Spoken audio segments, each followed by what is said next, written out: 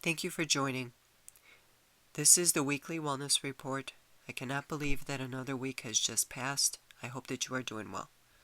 This week we have BCX and lung cancer, sugar and health problems, and doctor to grow food as medicine. So let's get started.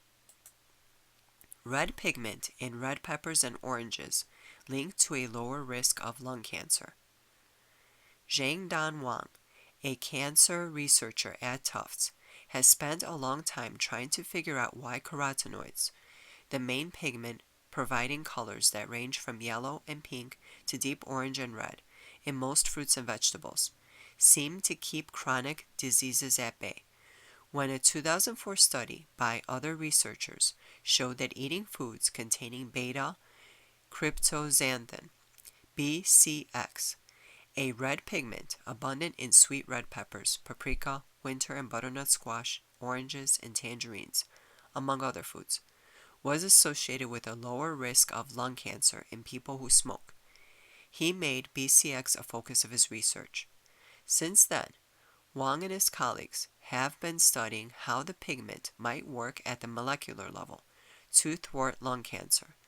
In their latest study, looking at mice and cell models of human lung cancer, published in Cancer Prevention Research, they found that BCX appears to counteract one of the lesser-known abilities of nicotine, which is to accelerate the growth of lung tumors. The research goes on to say, the Tufts study suggests that BCX and nicotine have opposite effects in lung cells. Wang and his team demonstrated that BCX causes cells to decrease the amount of that specific nicotine receptor on their surfaces, which may dampen cell growth. I will post the link for this article in the description. The next we have the type, not just the amount, of sugar consumption matters in risk of health problems. The type of sugar you eat, and not just calorie count, may determine your risk of chronic disease. A new study is the first of its kind to compare the effects of two types of sugar on metabolic and vascular function. The paper is published ahead of print in the American Journal of Physiology, Heart and Circulatory Physiology. Female rats were given a liquid solution of either glucose, a form of sugar found naturally in the body after carbohydrates are broken down, or fructose, sugar found in fruit and fruit juices, in addition to their normal diet of solid food.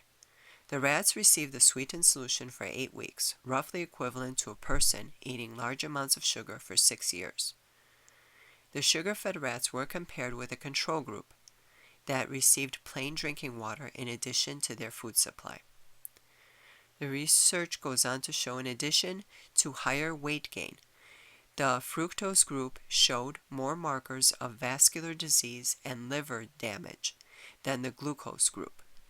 These findings suggest that an increase in the amount of calories consumed due to sweeteners is not the only factor involved in long-term health risks. The type of sugar may also play a role in increasing risk factors for heart disease, diabetes, and other chronic diseases. And lastly, I found this article very uplifting. Doctor sells his practice in New York, buys organic farm, and begins treating patients himself. Dr. Robert Weiss is perhaps the evolution of modern medicine. In selling his 25-year-old New Jersey medical practice, he purchased 2 farms where he now provides plant-based medicine by fixing his patients' diets. The results have been astounding. Quote, human health is directly related to the health of the environment, the production of food, and how it is grown, end quote, said Weiss to NJ.com. Quote, I see this farm as an opportunity for me to take all the biology and chemistry of plants I have studied and link them to the human biological system, end quote. Quote, plant-based whole foods are the most powerful disease-modifying tool available to practitioners, more powerful than any drugs or surgeries. I am not saying that if you fall down and break your ankle, I can fix it by putting a salve of mugwort on it. You need someone to fix your fracture.